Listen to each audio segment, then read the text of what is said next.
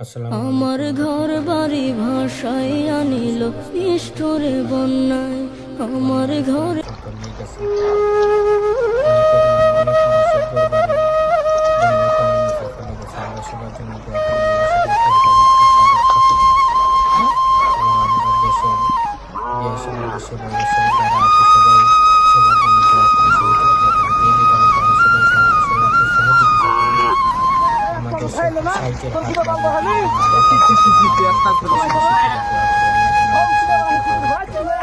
এই দুর্যোগ থেকে আমাদের জন্য রক্ষা করে।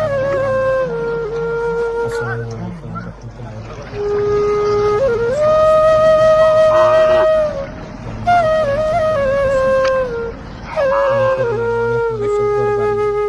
বন্যা পানির নিচে চলে গেছে,